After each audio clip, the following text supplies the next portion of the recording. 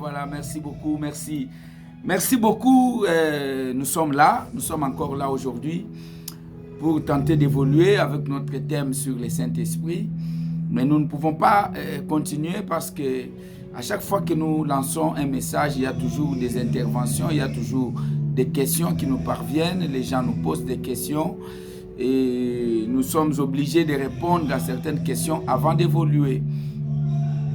Nous sommes dans les sujets qui nous concernent le Saint-Esprit parce que ce sont des questions qui nous parviennent et nous avons pris l'option de devoir répondre par les réseaux sociaux, par tous ceux qui sont avec nous sur les réseaux sociaux.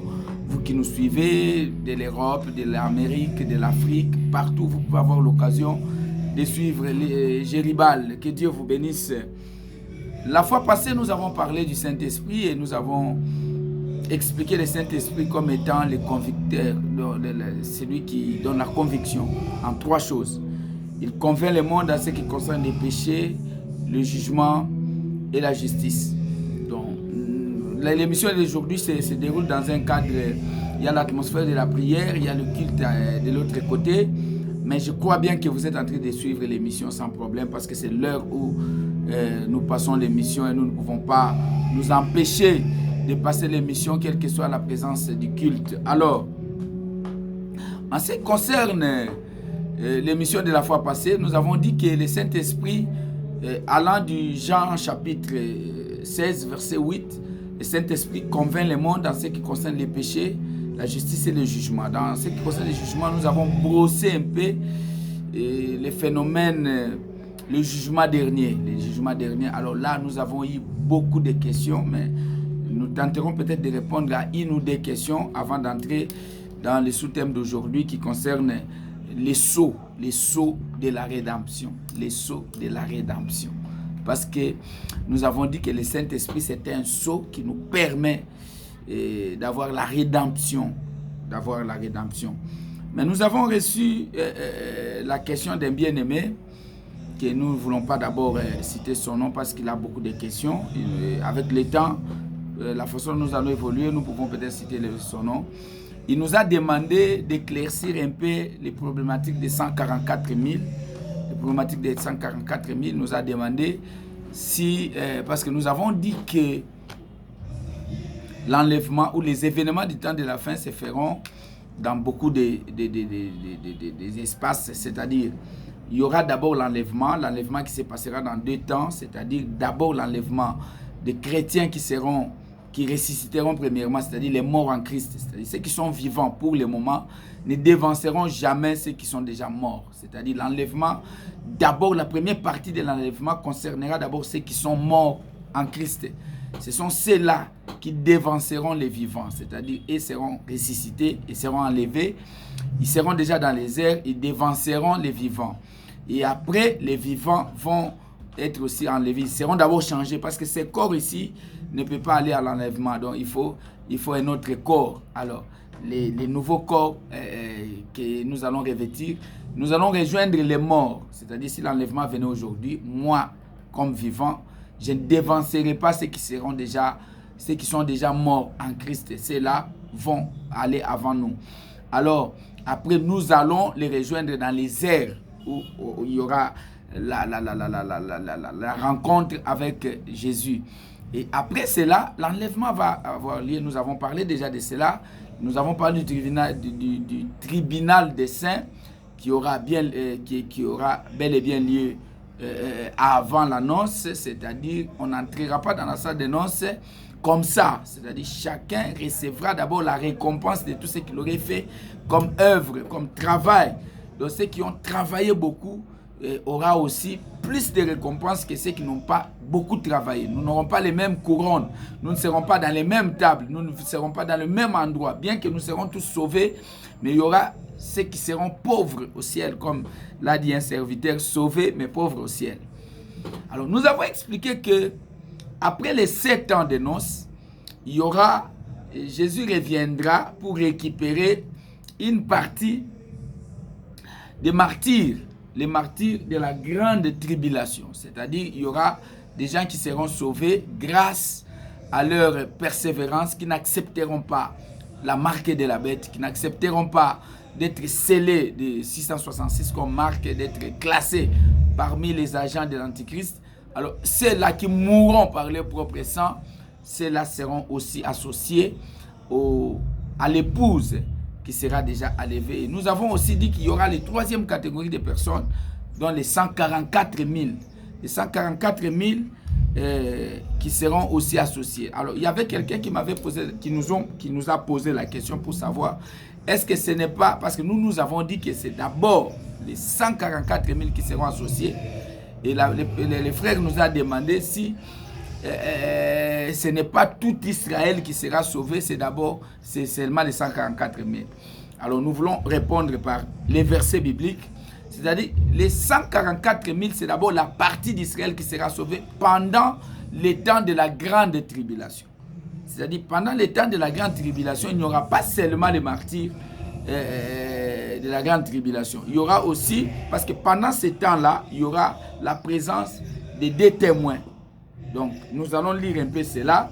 D'abord, parmi les tribus, il y aura même les nombres bien précis. La Bible parle des tribus.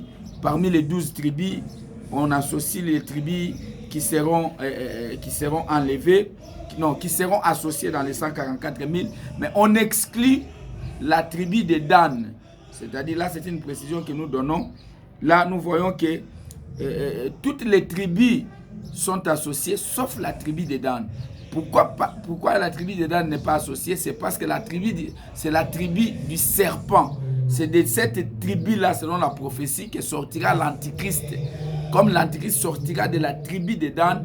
Donc, parmi les 144 000, on ne prendra pas dans la tribu de Dan, parce que dans la tribu de Dan, sera identifié comme la tribu de l'Antichrist, de la tribu où sortira l'Antichrist. Parce que l'Antichrist ne peut pas être un non-juif. Les juifs ne peuvent pas croire à un messager qui n'est pas le leur. Donc un non-juif ne peut pas être un antichrist, sera un juif. Alors il doit être un juif, mais il ne doit pas appartenir aux 11 tribus. Il sera dans la tribu de Dan. Parce que Dan, c'est un serpent. Selon la prophétie de Jacob. Jacob a dit que Dan sera un serpent sur les sentiers de ses frères pour mordre les talons du cavalier, afin que le cavalier tombe à la renverse. C'est ça même la prophétie. C'est-à-dire, quand Jacob disait cela, cette prophétie concerne aussi l'Antichrist. L'Antichrist viendra sur les sentiers de ses frères pour mordre les talons du cavalier, afin que les cavaliers tombent à la renverse. C'est-à-dire, afin que Israël ne croie pas au message des 2 témoins. Mais tout cela doit être prouvé par les Écritures. J'aimerais bien que la Bible puisse nous éclairer là-dessus, sur les 144 000. Je suis dans Apocalypse chapitre 7. Je prends d'abord le verset 4. Et j'entendis le nombre de ceux qui avaient été marqués du sceau. 144 000 de toutes les tribus d'Israël. On énumère même les tribus. De la tribu de Juda, 12 000 marqués du sceau. De la tribu de Ruben, 12 000. De la tribu de Gad, 12 000. De la tribu d'Aser, 12 000. De la tribu de Nephtali, 12 000. De la tribu de Manassé, 12 000. De la tribu de Siméon, 12 000. De la tribu de Lévi, 12 000. De la tribu d'Issachar, 12 000. De la tribu de Zabulon, 12 000. De la tribu de Joseph, 12 000. de la tribu de Benjamin, 12 000 marqués du sceau.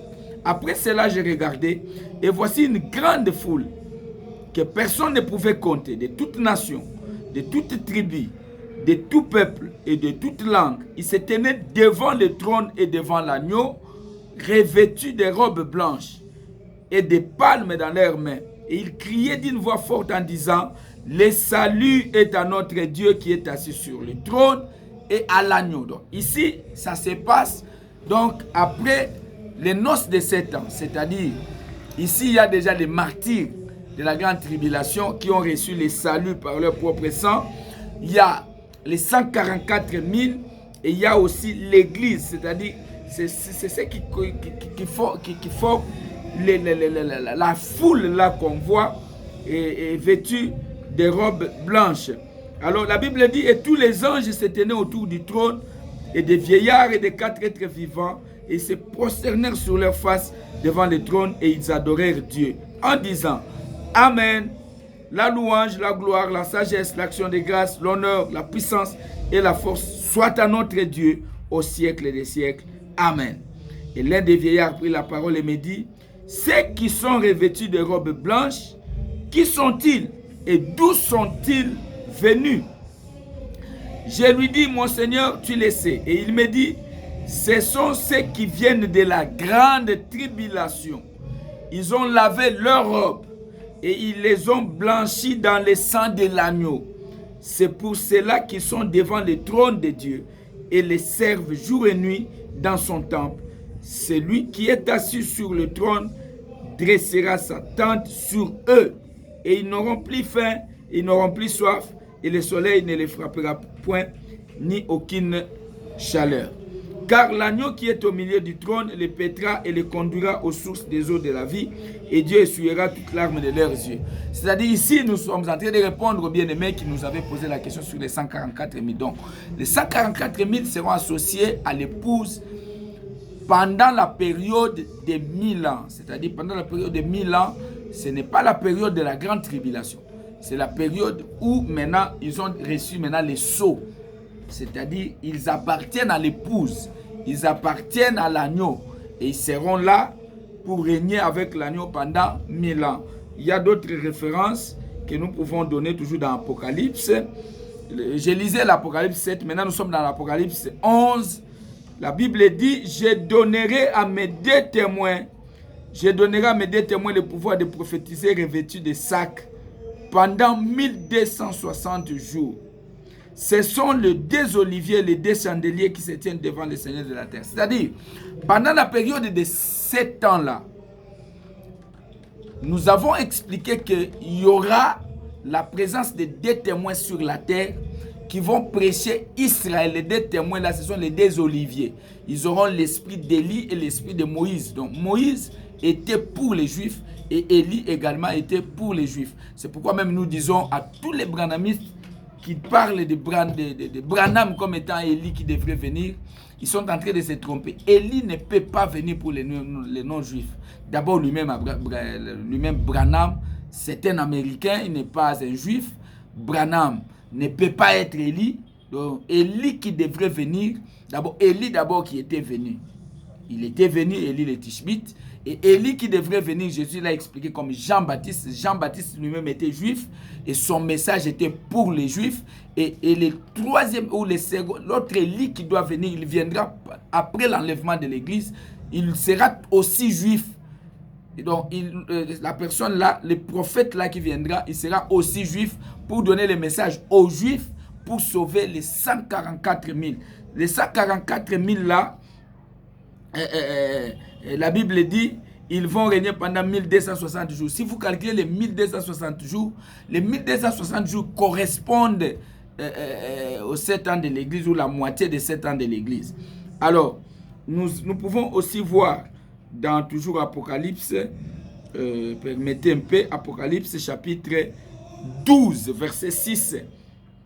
Et la femme s'enfuit dans le désert où elle avait un lieu préparé par Dieu afin qu'elle y fût nourrie pendant 1260 jours. Ici, c'est la prophétie de la femme qui était enveloppé du soleil. Il y avait une couronne de 12 étoiles sur sa tête.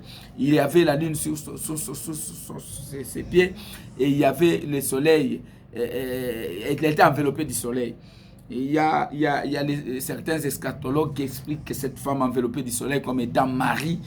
Et nous ne voyons pas vraiment l'harmonie entre cette femme et Marie, parce que cette femme a une couronne de 12 étoiles.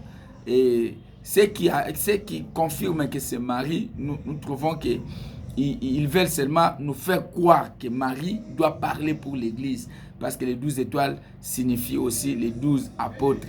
Donc ils veulent nous faire croire que Marie a un mot à dire aux apôtres, Marie a un mot à dire à l'Église, et nous pouvons demander à Marie en fait d'intercéder pour nous. Là, c'est une prophétie qui ne tient pas. Ils disent de Marie, parce que Marie, quand Hérode voulait tuer l'enfant Jésus, Marie a fui en Égypte. Ils disent que c'est ça aussi le désert qu'Apocalypse a dit pendant un temps, la moitié des temps et la moitié d'un temps. Donc, c'est une prophétie qui... Nous n'avons pas trop de précisions sur ça, parce que Marie n'a pas fait 1200 jours là-bas, c'est-à-dire n'a pas fait 7 ans ou 3 ans et demi là-bas.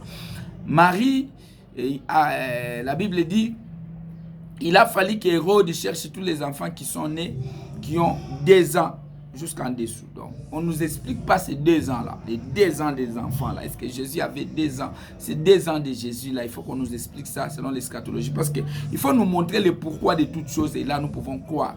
Donc, si l'Écriture nous précise cela, nous pouvons croire qu'il s'agit de Marie. Mais jusque-là, nous n'avons pas toutes les précisions pour dire que cette femme-là, c'est Marie. Mais nous croyons que cette femme-là pourrait être aussi Israël, qui passera pendant 1200 jours. Parce que la Bible dit, je donnerai à mes 2 témoins.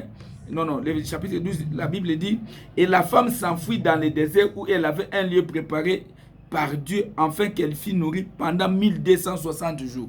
Là, nous voyons que c'est le temps aussi fixé pour que les 2 témoins prêchent Israël. C'est-à-dire là, la prophétie est confirmée, parce que la prophétie ou la révélation doit être posée sur les écrits. Il faut qu'il y ait des témoins dans la Bible. Et ici, nous confirmons que la femme là, il s'agit aussi d'Israël.